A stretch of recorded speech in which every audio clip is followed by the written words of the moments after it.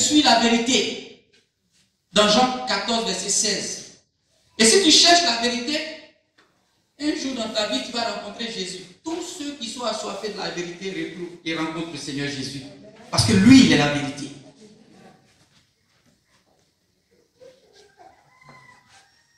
Beaucoup de gens, peuple de Dieu, n'aiment que les bénédictions.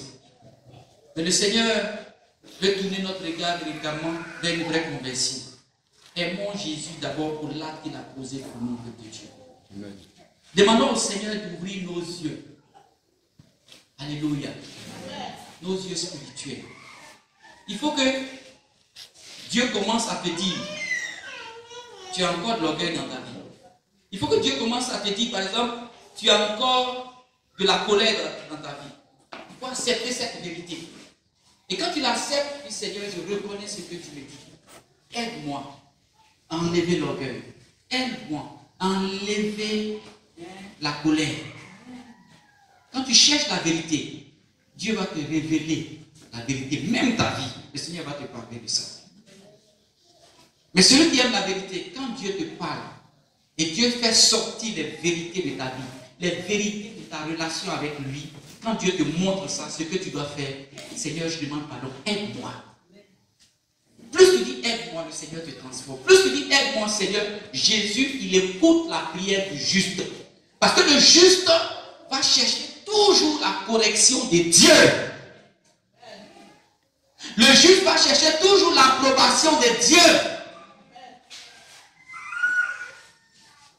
Celui qui aime la vérité, il va vouloir chercher toujours se mettre dans une position où Dieu est content de lui.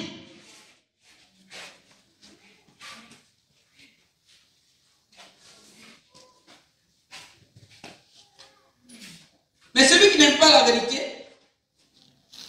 lui qui prie, Seigneur, ouvre mes yeux sur ce que font les autres. Lui, c'est sa prière, ça. Seigneur, montre-moi la vie de lui là.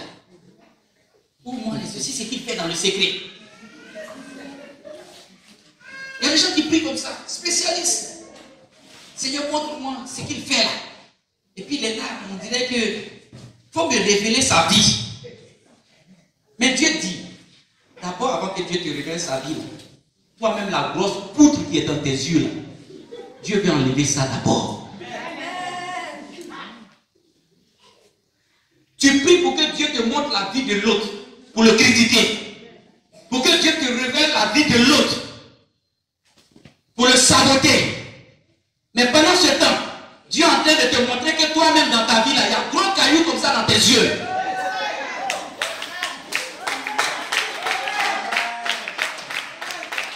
Toi-même, tu es aveugle. Parce qu'avant d'enlever la paille qui est dans l'œil de l'autre, il faut enlever d'abord la poutre qui est dans tes yeux. Gros caillou qui est dans tes yeux, là, si tu enlèves là, c'est là que tu vas voir bien. Et quand tu vois bien là, pour enlever la paille qui est dans l'œil de ton prochain, tu vas faire ça délicatement, beaucoup d'amour. Est-ce que tu sais? Pour aider ton frère, c'est avec beaucoup d'amour. Mais si tu n'enlèves pas la poutre qui est dans tes yeux, si toi-même tu ne vois pas bien, tu vas l'aider brutalement. Tu ne vas pas le sauver, mais tu vas le condamner. Tu penses que Dieu il est gaoub? Il va te révéler la vie de l'autre et puis tu vas le saboter. Il va te révéler la vie de l'autre et puis tu vas prendre ça pour aller faire drapeau. Dieu sait ce qu'il fait. Laisse-toi d'abord attiré par la vérité. Laisse la vérité te transformer. Parce que la Bible déclare, vous connaîtrez la vérité et la vérité vous affranchira. Mais si toi-même tu ne connais pas la vérité, on te dit la vérité, tu ne peux même pas accepter la vérité. Quand le Saint-Esprit te révèle ton orgueil, tu ne peux pas accepter. Je suis pas orgueilleux. Quand le Saint-Esprit te dit, toi là, tu as trop de colère en toi, tu ne peux pas accepter ça. Il y a des gens, même Dieu fait même parfois leur caractère là, qui se révèle aux yeux de leurs frères. Ils peuvent être avec leurs frères. Et puis automatiquement, pour un peu, ils se mettent en colère. Mais ça, c'est un problème. Quand c'est comme ça, là, immédiatement, demande pardon à Dieu. La vérité, c'est que c'est ta colère, là. La vérité, c'est que c'est le mensonge, là. Tu dois être libéré de ça.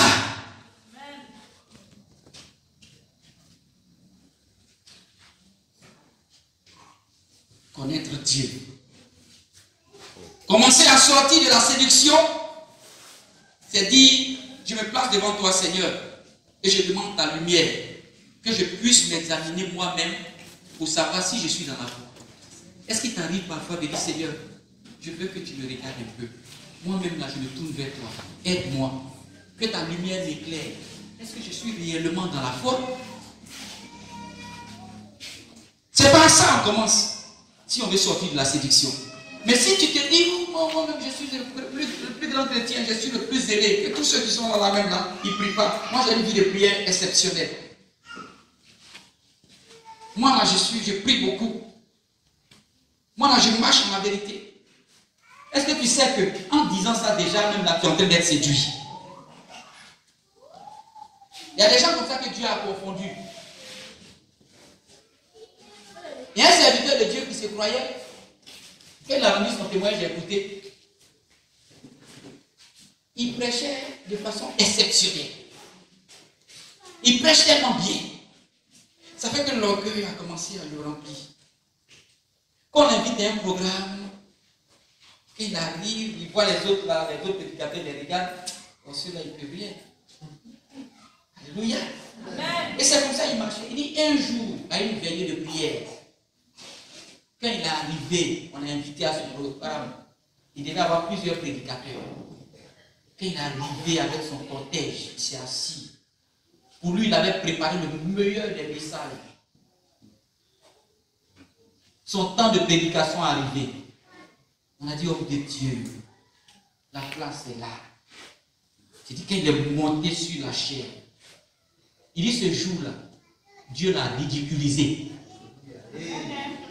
Parce que ce jour-là, il dit quand il a commencé à prêcher, il ne savait même pas ce qu'il allait dire. Il a prêché comme ça dans le vent. Il ne sentait pas l'esprit de Dieu. Et regardez encore ce que Dieu va faire. Quand il a fini là, il allait s'asseoir. Quand il s'est assis, c'était le tour maintenant d'un petit prédicateur. On dit un jeune de rien. Tout petit là. C'est lui qui dit, il vient un petit prédicateur. Il n'était même pas bien habillé. Lui, il était en costume, son parfum partout. Bon, c'est pour lui, c'est l'onction. Parce que toujours quand il prêche, il y a onction. Donc ce jour-là, il s'attendait à faire une prédication vraiment. Mais il est arrivé là. Dieu a enlevé tout. Dieu a enlevé tout. Et puis il est là maintenant devant les gens, nus. Lui-même il prêche, mais ce qu'il dit là, il ne sait même pas ce qu'il en a dit. Il y a des prédications, vous attendez un prêche, et puis toi-même tu te dis, si je prêche vraiment. Il a fini, il allait s'asseoir. Le jeûne est passé. Mais ce jour-là, on dit le petit là, quand il a commencé, ce qui sortait de sa bouche là, c'était du feu.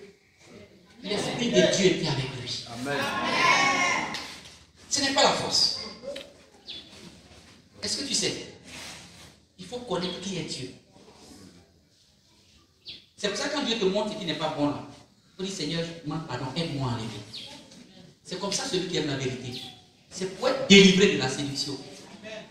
Et ce jour-là, le petit là, l'esprit était avec lui. Après même le programme, cet homme de Dieu là, quand il est retourné à la maison, il s'est mis en genoux, Seigneur, je demande pardon. Désormais, même quand il doit prendre la parole devant quelqu'un, devant une assemblée, il dit Seigneur, c'est toi que je regarde. Tu es ma bouche. Ce que je vais te dire, il faut que ça vienne de toi. Mais si tu dis moi, ton moi là, un jour Dieu va te mettre devant les gens. Et puis il va te dégrader comme ça.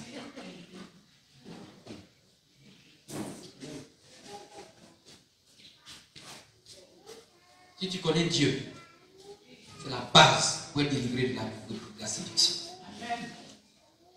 Si tu as détourné ton regard du Seigneur et de sa parole, tu es prêt à tourner ton regard vers quelqu'un d'autre.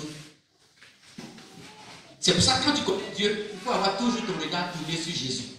N'enlève jamais ton regard sur Jésus. N'enlève jamais ton regard sur la parole de Dieu. Dieu a dit, donc je m'accroche à ce que Dieu a dit là. Même si ça ne va pas, Dieu a dit que je suis béni. Donc c'est bénédiction de Dieu et moi je m'accroche à ça. Si même je suis malade, Dieu a dit je suis guéri par ses maîtrisures. Donc c'est la guérison divine, c'est à ça que moi je m'accroche. C'est cette parole-là qui est la vérité. C'est pas ma maladie qui est la vérité. Ma maladie là c'est le mensonge du diable. Mais la vérité, c'est la guérison de Dieu. Et c'est cette vérité-là qui fera que même dans ma maladie, je vais continuer de louer Dieu. Mais si je ne m'accroche pas à cette vérité, ma maladie va m'empêcher de louer le Seigneur. Ma maladie va m'empêcher de venir à l'église. Ma maladie va m'empêcher de me lever le dimanche matin. Même la pluie va m'empêcher, va me bloquer à la maison. Il y a des personnes qui sont bloquées par la pluie. Tu n'aimes pas Dieu. Celui qui aime Dieu, la pluie va le bloquer. Si on te dit aujourd'hui, là, le président de la République t'attend pour te donner un chèque, s'il pleut, tu vas braver la pluie dans le Bigara, même en bouteillage. Tu es capable de descendre, même de descendre du compteur, de descendre du baka, et puis commencer à courir pour être à l'heure.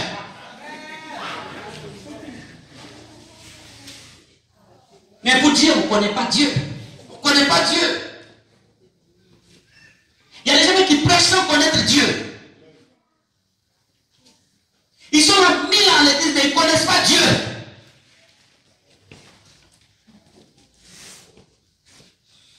Apprends à connaître Dieu. Si tu veux être délivré de la séduction. Dans Jean 5, verset 45, il dit, je suis venu au nom de mon Père et vous ne me recevez pas. Si un autre vient en son propre nom, vous le recevez. Ça, beaucoup de chrétiens sont spécialistes dans ça. Quand quelqu'un vient au nom de Dieu, on l'accepte difficilement. Mais quand il y a un prophète qui vient et qui commence devant vous, moi je délivre les malades. Et il commence à faire des petits miracles.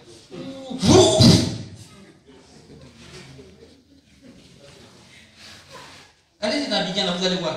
Les églises où il y a un miracle, où on vend une onction, ils sont pleins là-bas comme ça, les dimanches matin. Mais là où on prêche la vérité, là, l'église là, là-bas, là, le prophète, il est fort. Quand tu dis il est fort, là, c'est qu'il est venu en son propre nom. Et ça est dans la bouche de beaucoup de chrétiens. Lui, il est fort, hein.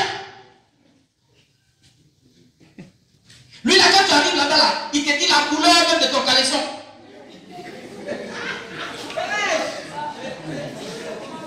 Non, c'est vrai, nous n'aimons pas la vérité. Ici, c'est Jésus qui parle. Il dit, je suis venu au nom de mon Père. Vous ne m'avez pas reçu. Mais quand un autre vient en son propre nom, vous courez derrière lui comme ça. Il y a des gens qui ne vont pas s'asseoir. Même quand quelqu'un vient de l'extérieur pour venir là, ils ne vont pas s'asseoir pour le regarder d'abord. Pour prier pour que Dieu leur révèle l'esprit qui est derrière la personne. Mais dès qu'ils voient la personne en train de faire miracle, en train de faire ce pasteur, bishop. Même s'il n'est pas pasteur.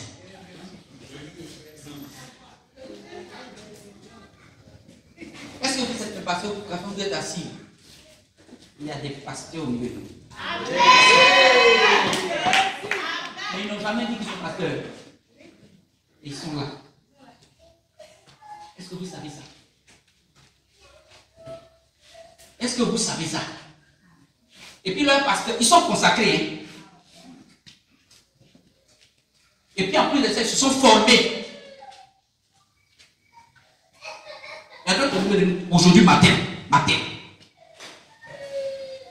Et vous allez voir un moment, je vais les présenter ici. Ils ont diplôme. Mais ils sont assis. On ne sait même pas.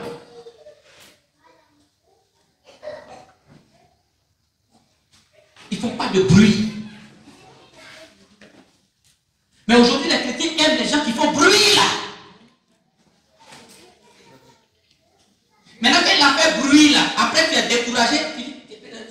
dire quoi maintenant? Tu vas dire quoi? Tu vas dire quoi? Vous allez voir plusieurs personnes qui courent après les écrits à miracle. Il y a plein maintenant qui sont découragés. Il y a plein qui sont découragés.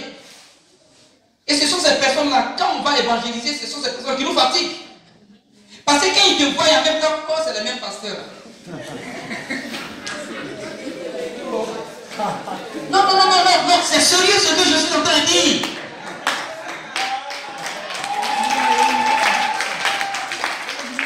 Ils vont te dire, oh, c'est le même là.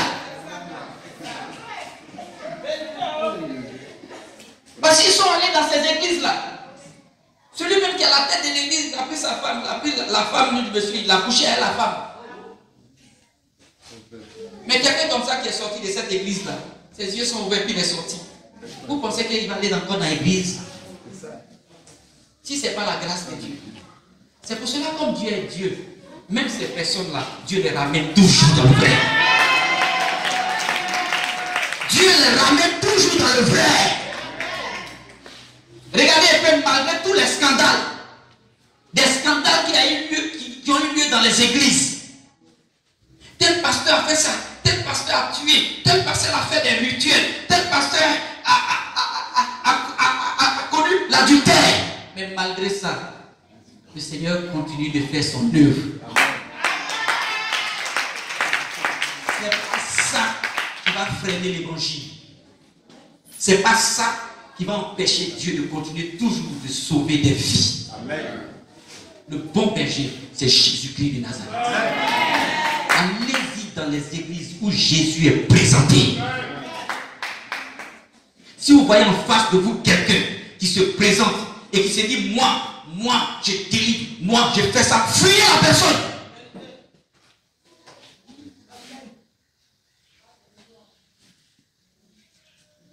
Les chrétiens sont prêts à se jeter dans les bras, sans sonder les personnes, sans vérifier l'exactitude de ce que les personnes disent, de ce que les personnes annoncent dans leur parole, dans leur bouche.